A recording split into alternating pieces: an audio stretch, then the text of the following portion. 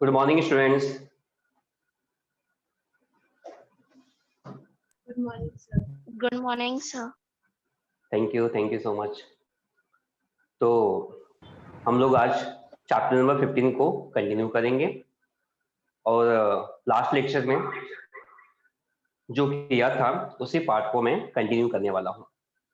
तो आपको याद होगा कि लास्ट लेक्चर में हम लोगों ने सबसे इम्पोर्टेंट टॉपिक पे डिस्कस किया था, वो था आपका नेचुरल पॉलीमर, जिसको हम लोग पॉली आइसोप्रीन के नाम से बोलते हैं। उसमें जो मोनोमर यूज किया था वो मोनोमर था आपका आइसोप्रीन, ठीक है। और आइसोप्रीन को हम लोगों ने जब पॉलीमराइजेशन किया था तो आपको मिला था पॉली आइसोप्रीन। बट जैसे मैंने बताया था कि पॉली आइसोप्रीन आपका नेचुरल रबर होता है और ये नेचुरल रबर को हम लोग डे टू डे लाइफ में यूज नहीं कर सकते क्योंकि काफी स्टिकी होता है, तो इसलिए यूज नहीं कर सकते। इसको यूज करने के लिए उसमें कुछ एक्सीलेटर मिक्स करना पड़ता है, कुछ केमिकल, ताकि वो स्टफ बन सके, स्ट्रॉन्ग बन सके। ऐसा करने से हम लोग डे टू डे लाइफ में यूज कर पाते हैं, ठीक है। वो था आपका सल्फर, ठीक है। तो लास्ट लेक्चर में हम लोगों ने बात किया था, हम लोगों ने, जस्ट 1 मिनट, थोड़ा मैं सेटिंग कर रहा हूँ। तो लास्ट लेक्चर में हम लोगों ने बात किया था नेचुरल रबर के बारे में। आज के लेक्चर में हम लोग बात करने वाले हैं सिंथेटिक रबर, ठीक है। सिंथेटिक रबर, तो सिंथेटिक रबर वो रबर होता है जो इंसान अपने मतलब के हिसाब से उसको डिजाइन करता है। इंडस्ट्री में जैसा रिक्वायरमेंट है हम सबका डे टू डे लाइफ में, उस हिसाब से उसको डिजाइन करना पड़ता है, which is called synthetic. Synthetic भी कैसे बना हुआ है, वो भी नेचुरल से डिराइव है, बट इसमें कुछ केमिकल सब्सटेंस ज्यादा ऐड कर देते हैं। तो आज के लेक्चर में basically we will talk about synthetic rubber, ठीक है। और डे टू डे लाइफ में उसका यूज कहाँ पे होता है वो भी हम लोग देखने वाले हैं। तो जैसे हम लोगों ने आइसोप्रीन यूज किया था, आपको याद होगा कि आइसोप्रीन में कुछ ऐसे था, आपका फार्मूला कुछ something like CH2 double bond, फिर बाद में C, यहाँ पे समथिंग CH3 था, फिर बाद में CH डबल बॉन्ड CH2 था, ठीक है।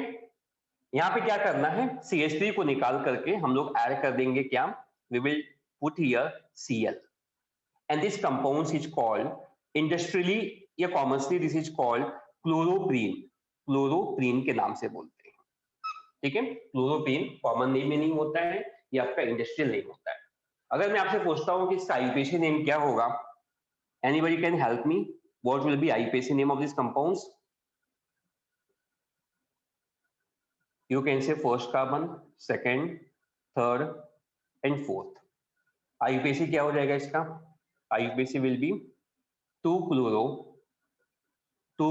सेकंड पे क्लोरो है, एंड 1 और 3 पे आपका डबल बॉन्ड है। 2 क्लोरो 1,3 ब्यूटाडाइन, डाई मीन्स 2, इन मतलब क्या होता है, इन मतलब एल्कीन, ठीक है। तो this is chloroprene and which is called monomer. Monomer का मतलब मैंने बताया था, जो स्मॉल यूनिट्स होता है विच इज कॉल्ड मोनोमर। मान लो ये मोनोमर्स को मैं n नंबर ले रहा हूँ, n नंबर लेकर के I am going to do polymerization, ठीक है। I am doing polymerization process, industrial process होता है, ये हम लोग करेंगे। तो इस केस में क्या होगा, इस केस में आपका जो डबल बॉन्ड्स हैं दैट विल बी शिफ्टेड, ठीक है। आप देख सकते हो डबल बॉन्ड दो हैं, तो इसमें n नंबर मॉलिक्यूल्स आपस में जुड़ने वाले हैं। क्या मैं जान सकता हूं कि मेरी आवाज सबको आ रही है? I am audible? Yes, sir. Thank you so much, ठीक है। तो ये डबल बॉन्ड क्या होगा, बहुत सारे मॉलिक्यूल्स आपस में जुड़ेंगे, तो ये बॉन्ड्स आगे शिफ्ट हो जाएगा क्योंकि आगे नेक्स्ट मेंबर को जुड़ना है। सेम टाइम इसको बैलेंस करने के लिए ये आपका डबल बॉन्ड्स यहाँ पे शिफ्ट हो जाएगा, इसके पीछे मॉलिक्यूल्स होंगे वो आके बॉन्ड बनाएंगे, ऐसे करके चेन बनता जाएगा, and which is called polymer. ये बनेगा कैसे, यहाँ पर बॉन्ड आ जाएगा आपका, तो ये हो जाएगा आपका, this will be something like what, CH2, ठीक है। ये आपका CH2 हो गया, डबल बॉन्ड का सिंगल बॉन्ड, और ये C एंड Cl यहाँ पे डबल बॉन्ड आ जाएगा, ठीक है। डबल बॉन्ड कैसे हुआ, ये इसमें से एक बॉन्ड यहाँ पे शिफ्ट हो गया, एक बॉन्ड पहले से था, अभी डबल बॉन्ड, नेक्स्ट आपका हो जाएगा CH, ठीक है। CH के बाद आपका single bond, then CH2, again single bond, bracket बंद, N का मतलब सब कुछ जुड़ चुका है आपस में, ठीक है। तो ये हो गया आपका polymer, this is called polymer, and this polymer is called, इसको हम लोग बोलेंगे क्या, दिस इज कॉल्ड नियोप्रीन। याद रखना इसका इंडस्ट्रियल नेम होता है विच इज कॉल्ड नियोप्रीन। आपके एग्जाम में काफी बार क्वेश्चन आता है give the methods of preparation of neoprene, तो आप ये दिखा दो which process we will use, या फिर which monomer we are use in the preparation of neoprene. तो मोनोमर का नाम क्या होगा ये आप दिखा दो, 2-chloro-1,3 ब्यूटाडाइन बोल सकते हो, ठीक है। या वहां पे ऑप्शन अगर होगा एमसीक्यू में तो कोई भी हो सकता है, क्लोरोपेन हो सकता है, या आपका दोनों में से इसका मोनोमर क्या होगा, this will be monomer, polymer क्या होगा, पॉलीमर विल बी नियोप्रीन। तो बहुत सिंपल तरीके से मैं आपको बता रहा हूँ, ठीक है। जैसे मैंने आपको लास्ट लेक्चर में बताया था कि हम लोग आइसोप्रीन लेते हैं, आइसोप्रीन को हम लोग पॉलीमराइजेशन करते हैं और आपको मिलता है नेचुरल रबर। वैसे ही आपको ये जो मिला this is called synthetic rubber, वो नेचुरल रबर था, ये आपका सिंथेटिक रबर, ठीक है, सिंथेटिक रबर। ये सिंथेटिक रबर को और बेटर वे में यूज करने के लिए इसका हम लोग क्या करेंगे, we will do vulcanization.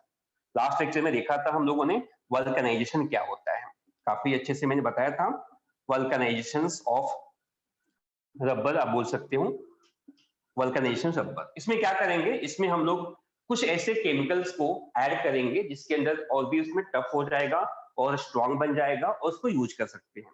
Tyre वगैरह बनाने में, काफी टफ चीजें मटेरियल्स बनाने में उसको यूज करते हैं।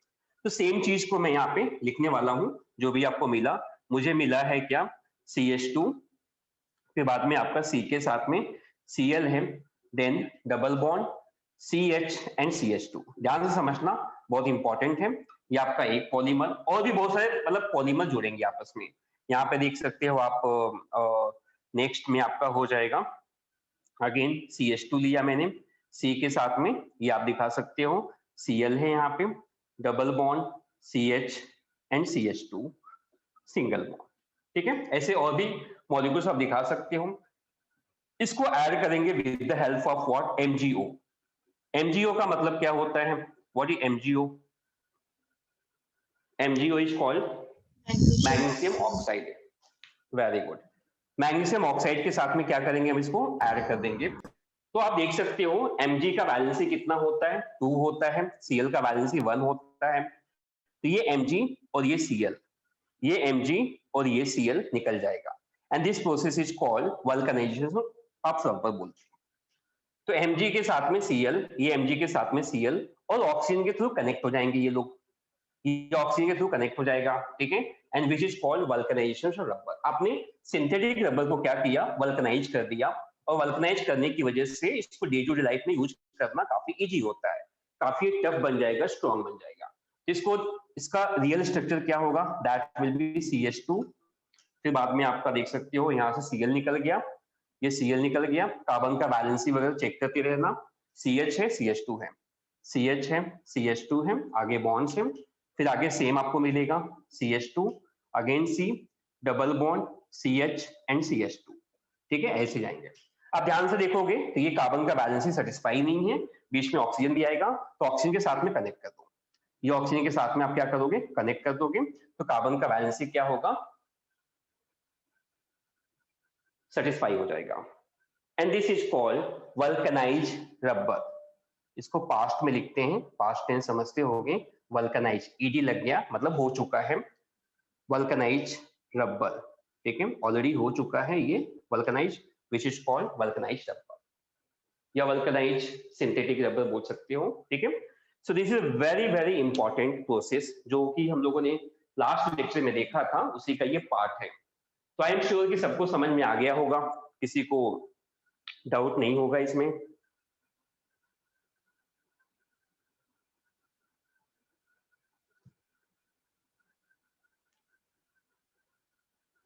क्लियर है कि वापस से रिपीट करना पड़ेगा?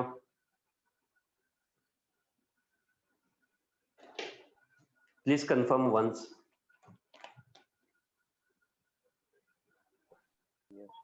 ओके, आगे बढ़ सकता हूं मैं? Yes, sir. तो इसका स्क्रीनशॉट ले लो, फिर अपन आगे चलते हैं। तो आज के लेक्चर में हम लोग बात कर रहे हैं सिंथेटिक रबर के बारे में। Synthetic, this is also called man-made rubber और पॉलीमर। मैन-मेड पॉलीमर, इंसान पॉलीमर क्यों बनाता है? क्योंकि हम सबको जरूरत होती है अपने रिक्वायरमेंट के हिसाब से। नेचर में सब कुछ वो नहीं मिलता जो हमें सब कुछ चाहिए, उसमें थोड़ा कुछ मिक्स करके उसमें कुछ केमिकल डाल के एक नया पॉलीमर बनाना पड़ता है, जैसा हम लोगों को रिक्वायरमेंट होता है, which is called synthetic rubber. ठीक है, तो ये मैं कर रहा था कि मैंने क्लोरोप्लेन लिया जो कि मोनोमर होता है। मैंने क्या किया, पॉलीमरेशन प्रोसेस किया। सिर्फ इसमें होता क्या है, बॉन्ड शिफ्टिंग होता है। बॉन्ड शिफ्टिंग, क्योंकि ये बॉन्ड शिफ्ट होगा तो आगे के मोनोमर जुड़ेंगे, ये बॉन्ड यहाँ पे आ जाएगा और पीछे के मॉलिक्यूल्स ये बॉन्ड बनाएंगे, तो इसे करके यहाँ पे ये बन जाएगा। बट इसको यूज कर सके, ऐसा करने के लिए हम लोगों ने क्या किया, वल्कनाइजेशन किया, जिसमें मैग्नीशियम ऑक्साइड डाला। नेचुरल रबर में हम लोगों ने क्या यूज किया था, याद है किसी को? नेचुरल रबर में वल्कनाइजेशन करने के लिए कौन सा केमिकल यूज किया था? कौन सा केमिकल था? कल की बात है। Sulphur, sulphur, sulphur, very good, very good. I don't know किसने आंसर बताया, लेकिन जो भी जिसने बोला वो राइट आंसर है, सल्फर।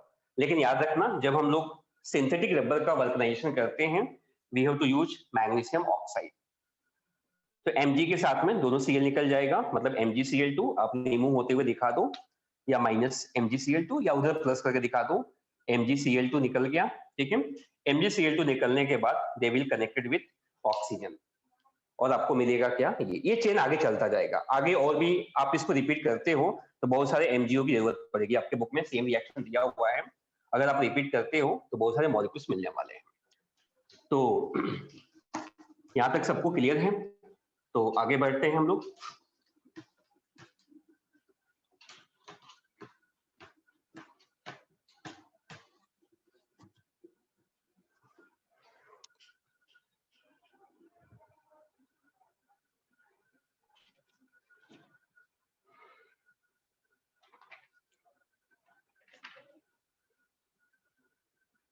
हम लोग आते हैं नेक्स्ट टाइप ऑफ पॉलीमर्स में, विच इज कॉल्ड फिनॉल फॉर्मल्डिहाइड, या फिर आप इसको बोल सकते हो बेकलाइट।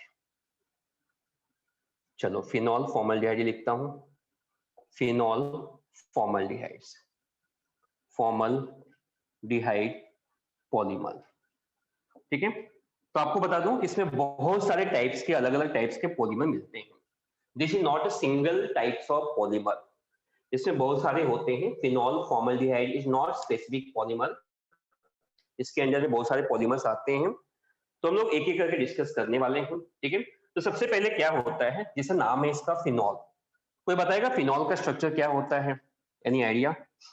फिनॉल क्या होता है? Phenol OH bonded to benzene ring. Very good, OH bonded to, OH directly bonded to benzene, ये हो गया आपका फिनॉल। ठीक है, ये फिनॉल को हम लोग फॉर्मल्डिहाइड के साथ में कंबाइन करेंगे। फॉर्मल्डिहाइड क्या होता है, what is formula for formaldehyde? CH2O।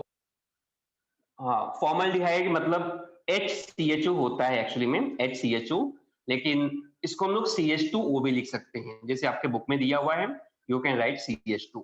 ठीक है, और इसको हम लोग क्या करेंगे, we will treated with what, acidic medium and basic medium, कोई भी मीडियम चलेगा। एसिडिक मीडियम और बेसिक मीडियम के प्रेजेंस में क्या करेंगे, ट्रीट करेंगे, and we will get mixtures of ortho meta para, सारे कंपाउंड्स के आपको मिक्सचर्स मिलने वाले हैं। कैसे मिलेंगे देख लो, यहाँ पे OH है, तो इसका एक ये CH2OH ऑर्थो पे जाएगा, तो ये बन जाएगा आपका CH2O, और एक H बाहर निकल के आएगा तो बन जाएगा CH2OH। ठीक है, एक मिला, फिर सेम आपको एक और मिल जाएगा, यहाँ पे आप दिखा सकते हो OH, यहाँ पे हो जाएगा CH2OH, और ये हो जाएगा आपका CH2OH। एक और मिल जाएगा, तीन मिक्सचर्स मिलते हैं, ठीक है। तो ऑर्थो और पैरा डायरेक्टिंग ग्रुप होता है फिनॉल, तो यहाँ पे आ जाएगा CH2OH, यहाँ पर भी हो जाएगा CH2OH और नीचे भी हो जाएगा CH2OH। ठीक है, तो ये ऑर्थो पे मिल रहा है, ये ऑर्थो पैरा पे मिल रहा है, ये दोनों ऑर्थो पैरा पे मिल रहा है। तो वी आर गेटिंग मिक्सचर्स। ठीक है, I am not going to balance this equation, no need to balance.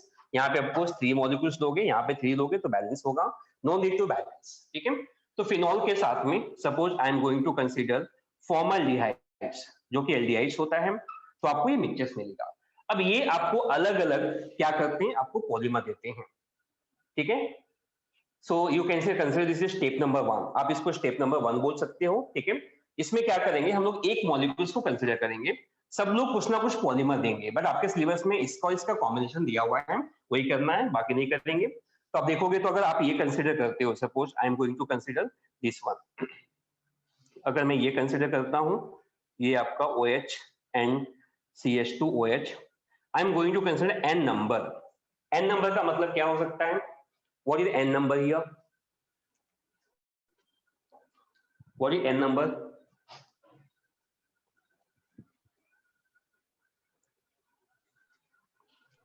n number n मतलब monomers. होता है, करेक्ट, n नंबर का मतलब क्या होता है, we have the lot of number of ortho compound, बहुत सारे मॉलिक्यूल्स हो सकते हैं, n नंबर 1000, 12 लाख, 1 करोड़, अब जितना भी एज्यूम कर सको। ठीक है, तो यहाँ पर क्या होगा, इसका पॉलीमराइजेशन होगा, इसका पॉलीमराइजेशन होगा, इस केस में एसिडिक मीडियम में पॉलीमराइजेशन होगा and n molecules of water will remove. ठीक है, और आगे जो भी मिलेगा वो चेन के फॉर्म में जुड़ जाएगा। चेन के फॉर्म में कैसे होगा मैं आपको दिखाना चाहता हूँ, यहाँ पे ध्यान से देखना, बहुत इंपॉर्टेंट है ये। यहाँ पे आपका बेंजीन रिंग के साथ में OH है, यहाँ पर भी आपका बेंजीन रिंग के साथ में ये आपका OH है। ठीक है, ये भी आपका, ऐसे आपके बहुत सारे चेन बनते जाएंगे, आप जितना बनाना चाहो बना सकते हो, लेकिन आगे जाके डैश दिखा दोगे तो भी चलेगा, 2 दिखाया तो भी काफी है, लेकिन मैं यहाँ पे 4 दिखा रहा हूँ। ठीक है, यहाँ पे देख सकते हो एक मॉलिक्यूल CH2OH, तो सपोज यहाँ पे CH2OH आएगा, ये आपका CH2OH और इसका भी H है, तो OH और H वाटर निकल जाएगा, बीच में CH2 आ जाएगा। अभी आप समझ गए होंगे दोनों के बीच में क्या हो जाएगा, CH2 हो जाएगा, इसके बीच में भी सेम CH2O और H वाटर निकल जाएगा, आपको बचेगा CH2, यहाँ पर भी क्या हो जाएगा CH2, आगे क्या हो जाएगा CH2, यहाँ पे क्या हो जाएगा CH2, ऐसे करके मतलब क्या होगा, you will get what, one kind of polymer, आगे चेन चलता जाएगा। And this is called, this polymer is called novolac polymer, novolac polymer बोलते हैं। ठीक है, जो कि पेंट में यूज होता है, आपने टीवी के ऊपर देखा होगा सॉरी, टीवी के ऊपर एक ऐड आता है जिसका नाम है नेरोलैक पेंट, क्या सुना है आप लोगों ने कभी नेरोलैक पेंट के बारे में? आई थिंक सो अभी नहीं आता, बट पहले बहुत आता था, सुना है कभी आप लोगों ने? Yes, sir. Yes, हाँ, sir. नेरोलैक, नेरोलैक पेंट, तो जो नेरोलैक नेम है they are derived from the novolac, इसका जो कॉन्स्टिट्यूट्स हैं they are use in the paint, paint जो भी पेंट करते हैं कोई भी कलर हो। ठीक है, जैसे टी में एक ही केमिकल कॉम्बिनेशन होता है जिसकी वजह से लोग पीते हैं, चाय में एक ही केमिकल कॉम्बिनेशन होता है, वैसे ही आपका जो ये पेंट होता है, पेंट में एक ही केमिकल कॉम्बिनेशन होता है विच इज कॉल्ड नोवोलैक। ठीक है, आपका जो नेरोलैक है वो इंडस्ट्रियल नेम है, वो इसी पे बना हुआ है आपका। तो ये आपका हो गया, this is linear, linear and addition, आप याद रखो कौन सा पॉलीमर है, कभी एग्जाम में पूछता है, तो this is the linear polymer, linear polymer है, and this will form by straight chain, linear मतलब स्ट्रेट चेन ही हो गया आपका, which is called novolac polymer, n number, ये मॉलिक्यूल्स का n नंबर कंबाइन हुआ, you are getting what, novolac. ठीक है, तो जल्दी से इसको नोट डाउन कर लो, आई मीन स्क्रीनशॉट ले लो।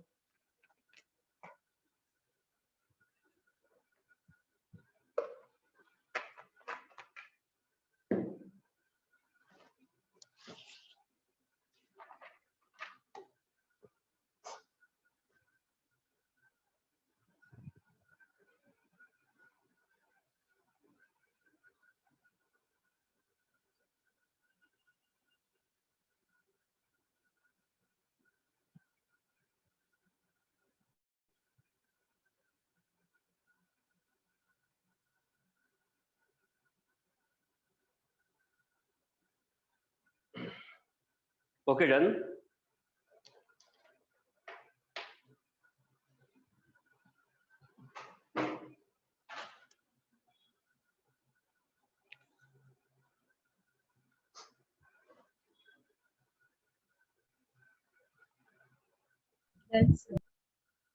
ओके, तो आगे चलते हैं। मैं वापस रिपीट कर देता हूँ कि ये टॉपिक जो स्टार्ट किया था, this is called phenol formaldehyde polymer. तो डोंट से कि फिनॉल फॉर्मल्डिहाइड एक यूनिक पॉलीमर होता है, इसके अंदर में काफी पॉलीमर्स आते हैं, क्योंकि ये reaction step number 1, you can say this is step number 1, आप स्टेप नंबर 1 बोल सकते हो, जैसे आपके बुक में मेंशंस हैं। तो ये स्टेप नंबर 1 में ये होता है। स्टेप नंबर 2 में क्या हुआ? स्टेप नंबर 2 में, ठीक है, तो कभी कभी सेपरेट क्वेश्चन आता है इसके ऊपर एग्जाम में, ये सेपरेट क्वेश्चन इसके ऊपर ही आ सकता है, तो आपको सिर्फ इतना ही दिखाना होगा। कभी कभी सेपरेट क्वेश्चन सिर्फ इसके ऊपर आता है, how can you prepare novolac polymer, या फिर पॉलीमर का स्ट्रक्चर दिखा दो, ऐसे भी क्वेश्चन आता है, या पूरा दिखा दो, तो आपको जो जैसा क्वेश्चन पूछेगा वैसे आप दिखा सकते हो, ठीक है। बट जैसे आपके बुक में दिया हुआ है स्टेप 1 स्टेप 2, मैं वैसे ही जा रहा हूँ, ठीक है। अगर मैं स्टेप नंबर 3 की बात करूं, तो they are giving methods of preparation of Bakelite. Last lecture में थोड़ा डिस्कस किया था बेकलाइट के बारे में, आज हम उसका केमिकल स्ट्रक्चर भी देख लेंगे। तो बेकलाइट क्या होता है? ये जो आपका पॉलीमर है, ये जो आपका नो लैक पॉलीमर है, इसी पार्ट को, मतलब एक ये तो रहेगा ही रहेगा, ये जो है आपका बेकलाइट में भी रहेगा सेम, इसी को हम लोग उल्टा कर देंगे, मतलब इसको ऐसे टर्न कर देंगे। टर्न कर देंगे तो क्या होगा? CH2 के साथ में कनेक्ट होके वो novolac I mean Bakelite बन जाएगा। ये नो लैक पॉलीमर है जो कि पेंट का मेन कॉन्स्टिट्यूट्स होता है, मेन इंग्रेडिएंट्स होता है, आप ऐसे बोल सकते हो, ठीक है। तो मैं इसको रब करूंगा क्योंकि अपने को बोर्ड में जरूरत पड़ेगा, आई मीन जगह की जरूरत है, जिससे मैं इसको रब करूंगा। याद रखो ये लीनियर आपका ऐसे ही है, इसमें हम लोग ऐड कर देंगे। तो आप एक बात याद रखना कि इसको और इसको मैं कंबाइन करता हूँ, दोनों को, एक तो इसको लेके मुझे ये मिलने वाला है, बट इसको भी कंबाइन करूंगा तो I will get what? Bakelite polymer. No need to show all reaction, क्योंकि इसके काफी कुछ मैकेनिज्म होते हैं जो कि आपके सिलेबस में मेंशन नहीं है, डायरेक्टली इन लोगों ने टॉपिक दे दिया है, और इसका स्ट्रक्चर आपको थोड़ा प्रैक्टिस करके याद हो जाएगा। मैं कभी नहीं बोलता हूँ कि केमिस्ट्री में आपको रट्टा मारना पड़ेगा, बस आपको क्या करना है, आपको सिर्फ थोड़ा प्रैक्टिस करना है, ठीक है, और आपको याद हो जाएगा। 3-4 बार लिख लोगे वो आपको हमेशा याद हो जाएगा। तो सबसे पहले बताओ नो लैक में क्या था, कहाँ से स्टार्ट था आपका नो लैक? नो लैक में क्या था आपका? बेंजिंग रिंग, ध्यान से देखना, बेंजिंग रिंग के साथ में OH, यहाँ पे बहुत सारे बेंजिंग रिंग थे, हम लोग 3 4 5 6 10 कितना भी कंसिडर कर सकते हैं, लेकिन जितना अपने पास स्पेस है उसके हिसाब से दिखाओगे तो बेटर होगा, बाकी आगे डैश करके दिखा दो। ये सबके सब आपके OH हैं, यहाँ पे OH है, ये भी OH है, और सबको कनेक्ट कर दो CH2 से, CH2 से कनेक्ट कर दो, ठीक है। कैसे कनेक्ट हुआ वो मैंने आपको दिखा दिया था, CH2 के साथ में, आगे भी क्या हो जाएगा?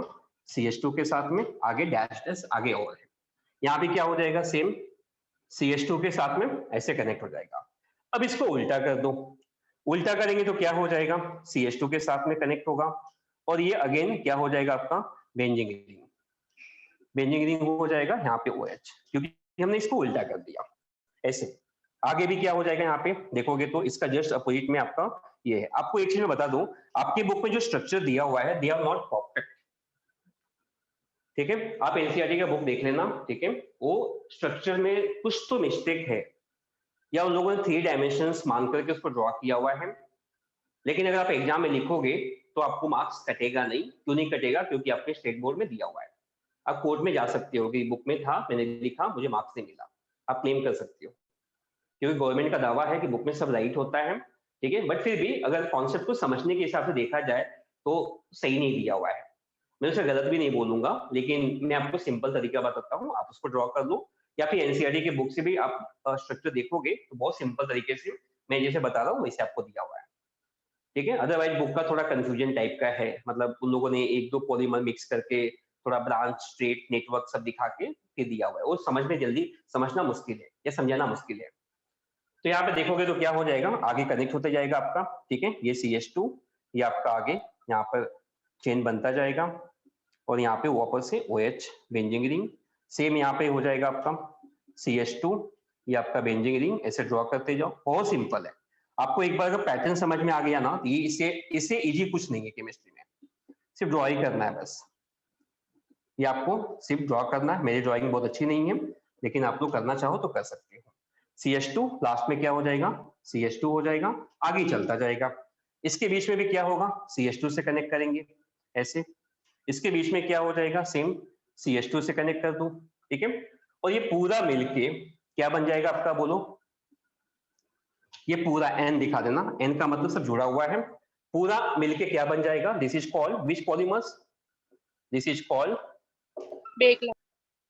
Bakelite polymer. Very good, this is called Bakelite polymer, ठीक है। एकदम मेरे, सॉरी यहाँ से भी कनेक्ट हो जाएगा, मैं यहाँ पे बोल गया, ये आपका ऐसे हो जाएगा, एकदम प्रॉपर पैटर्न में दिखा दिया मैंने। थोड़ा आपके बुक में अलग है, लेकिन है एक्चुअली में वही। इन लोगों ने थोड़ा 3D वगैरह दिखाने में कोशिश की है, ठीक है। मैंने जैसे ड्रॉ किया है सेम आपको एनसीईआरटी बुक से मिल जाएगा। अगर आपको लगता है टेक्स्ट बुक का ड्रॉ करना, टेक्स्ट बुक का ड्रॉ करो, मैं गलत भी नहीं बोल रहा हूँ, वो ड्रॉ करो, आपको मार्क्स भी पूरा मिलेगा, क्योंकि गवर्नमेंट के बुक में दिया हुआ है। गवर्नमेंट का दावा है कि कुछ गलत भी है तो मार्क्स देंगे, क्योंकि अपना काम 100% करते हैं।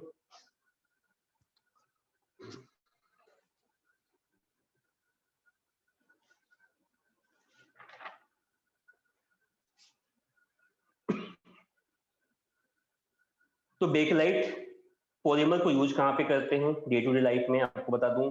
Bakelite is use for making articles like a telephone instruments. Telephone के जितने इंस्ट्रूमेंट्स होते हैं, किचन वेयर होते हैं जितने, कल मैंने एग्जांपल दिया था, इलेक्ट्रिक इंसुलेटर होता है, सॉकेट वगैरह, ठीक है। शॉर्ट सर्किट होने पे वो मेल्ट नहीं होता और स्ट्रॉन्ग बन जाता है, टफ बन जाता है। तो बेकलाइट का यूज काफी जगह पे होता है। फिर मैंने आपको नियोप्रीन बताया था। नियोप्रीन का यूज कहाँ पे होता है, ये यूज होता है फॉर मेकिंग पाइप्स। जो भी आपके बिल्डिंग में पाइप्स लगे हुए हैं, ठीक है, वो नॉर्मली क्या होते हैं, नियोप्रीन के होते हैं। और इंसुलेटर केबल आपके घर में होता है, जैकेट्स, बेल्ट्स, पावर ट्रांसमिशन, ये सब क्या होते हैं, दे आर नियोप्रीन। ये सबके सब नियोप्रीन का बना हुआ है।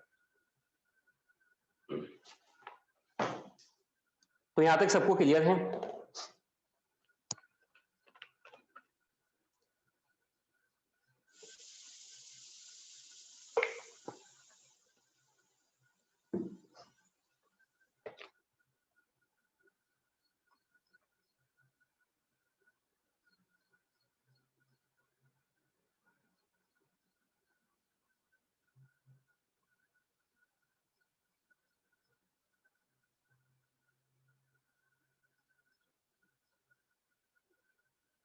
ओके, तो आगे जा सकते हैं हम लोग।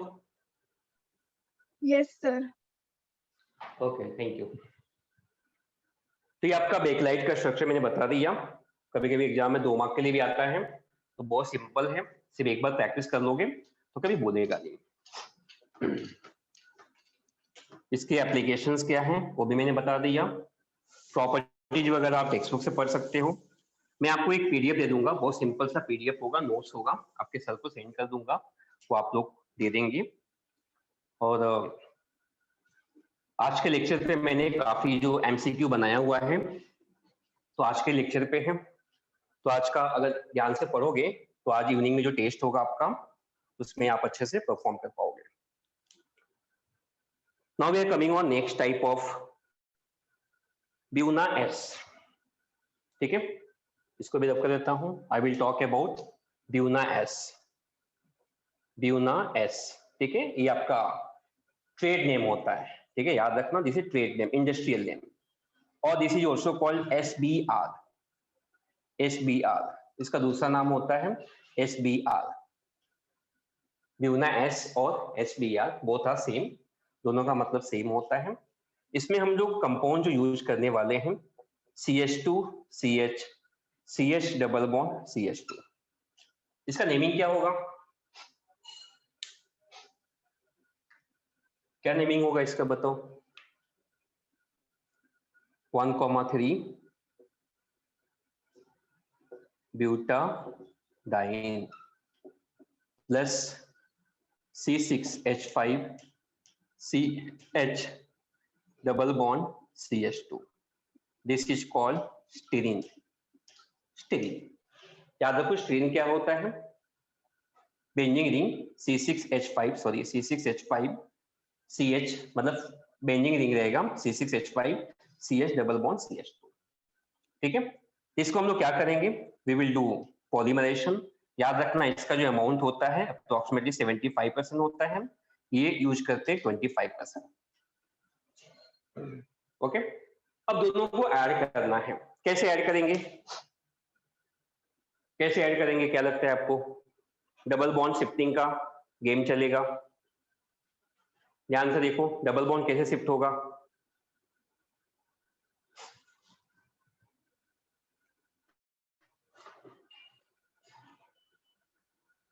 Hello, are you there?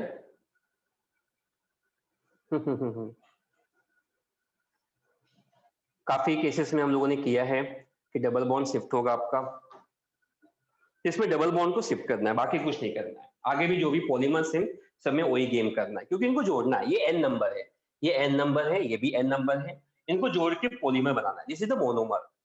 This is monomer. इसमें होगा क्या कि डबल बॉन्ड शिफ्ट होगा. कैसे शिफ्ट होगा? ये बॉन्ड्स आपका चला जाएगा आगे, आगे वाले मोनोमर को ऐड करेगा.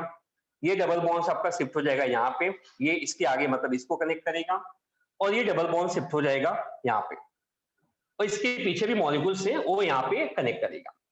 तो क्या बन जाएगा आपका? कैसे बन जाएगा? यहाँ पे सिंगल बॉन्ड लिखा दो. पहले ध्यान से समझना, बहुत इंपॉर्टेंट है. इसके बेस पे काफी कुछ करना है आपको. CH2, अब ये सिंगल बॉन्ड, फिर बाद में CH डबल बॉन्ड CH, फिर बाद में सिंगल बॉन्ड CH2, फिर आगे ये कनेक्ट हो जाएगा. C6H5 आपका ऊपर हो जाएगा. CH के साथ में दिखा दूं, ये C6H5 सेपरेट ग्रुप में आ जाएगा, C6H5, और ये सिंगल बॉन्ड. ठीक है, सिंगल बॉन्ड CH2, आगे भी बॉन्ड हो जाएगा. ठीक है, now this is called polymer. ठीक है, इसको पॉलीमर बोलोगे. कौन सा पॉलीमर होगा? This is called Buna S. Why is called S? S का मतलब क्या होता है? S मतलब यहाँ पे हम लोगों ने जो मेन केमिकल्स यूज किया है विच इज कॉल्ड स्टीरीन, वो आपका स्टीरीन है. स्टीरीन में क्या है? फिनाइल ग्रुप एंड अल्कीन है, CH double bond CH2 styrene. That's why they are called Buna S. Buna उसका नाम है. ठीक है, या फिर इसको बोलो SBR. SBR का मतलब क्या होगा? S stand for styrene, B का मतलब होता है ब्यूटाडाइन, R का मतलब होता है रबर. R का मतलब होता है rubber. This is called polymer of what? SBR. SBR, या फिर बोल सकते हो ब्यूना S. तो बताओ S का मतलब क्या होता है? What is S here? Styrene. Styrene. B का मतलब क्या हो जाएगा?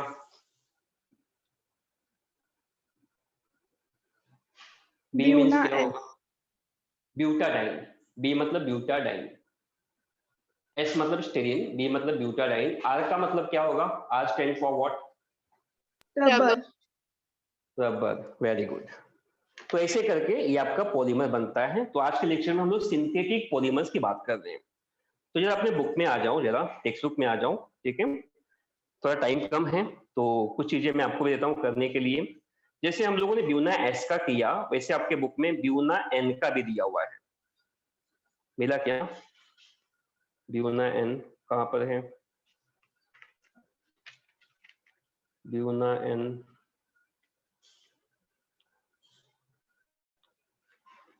फिर की निकाल दिया. अच्छा, उसने लास्ट टेबल में दे दिया ब्यूना N का. ठीक है, तो जैसे ब्यूना N S होता है वैसे ही ब्यूना N होता है. अच्छा ठीक है, ओके. तो आपको अभी क्या करना है? सेम अब नेक्स्ट आपको होमवर्क में क्या करना है? आपको करना है ये पढ़ के रखना है आपका विस्कस रियोन का. थोड़ा पढ़ के रखो. पेज नंबर 333 पे दिया है. पेज नंबर 333 पे देखो आप. हम लोगों ने ब्यूना S के बारे में किया, नियोप्रीन के बारे में किया, विस्कस रियोन का सिंपल सा रिएक्शन दिया है पेज नंबर 334 पे. इसको आप पढ़ के रखिए. फिर molecular mass and degree of polymerization of polymer पढ़ के रखिए. बहुत सिंपल सा टॉपिक है. बायोडिग्रेडेबल पॉलीमर्स मैंने थोड़ा आपको क्लासिफिकेशन में बताया था. ठीक है, उसका एग्जांपल इन लोगों ने PHBB दिया हुआ है. तो PHBB बहुत सिंपल पॉलीमर है which is called condensation polymer. तो कुछ तो n नंबर का वाटर निकलेगा और आपको PHBB फॉर्म होगा। सेम नायलॉन 2 नायलॉन 6 भी है। पेज नंबर 335 पे सबसे नीचे दिया हुआ है नायलॉन 2 नायलॉन 6। तो नायलॉन 2 नायलॉन 6 वैसे ही है जैसे हम लोगों ने नायलॉन 6 और 6 किया था। नायलॉन 6 किया था, मतलब कुछ वाटर मॉलिक्यूल्स निकलने के बाद कुछ पॉलीमर फॉर्म होता है। तो नायलॉन 2 और नायलॉन 6 में खास बात क्या होता है कि 2 एंड 6 कार्बन का पेयर होता है। जैसे नायलॉन 6 में क्या बताया था, 6 में नायलॉन 6 में 6 कार्बन था, नायलॉन 6 में 6 और 6 कार्बन का पेयर था। नायलॉन 2 और नायलॉन 6 में 2 और 6 कार्बन का पेयर होगा। अब आ जाओ पेज नंबर 336 पे। पेज नंबर 336 पे कुछ एक्स्ट्रा इंफॉर्मेशन दिया हुआ है जो कि आपको डिटेल्स में नहीं करना है, सिर्फ उसके एप्लीकेशंस याद रखने हैं ट्रेड नेम के साथ में। ट्रेड नेम का मतलब क्या होता है, इंडस्ट्रियल नेम। ट्रेड नेम इसलिए होता है कोई भी मेडिसिन का या कोई भी केमिकल्स का, ताकि एक कोई भी याद रख सके। मतलब जो पढ़ा लिखा नहीं है, जिसे केमिकल फार्मूले याद रखने में बहुत डिफिकल्टी होती है, वो भी याद रखें। जैसे ब्यूना एन का दे दिया है तो आपके एग्जाम में पूछ सकता है कि ब्यूना एन का मोनोमर क्या है और पॉलीमर क्या है, उसके एप्लीकेशंस क्या है। ठीक है, यूरिया फॉर्मल्डिहाइड का देखो, यूरिया फॉर्मल्डिहाइड का एप्लीकेशंस क्या है वो पूछ सकता है।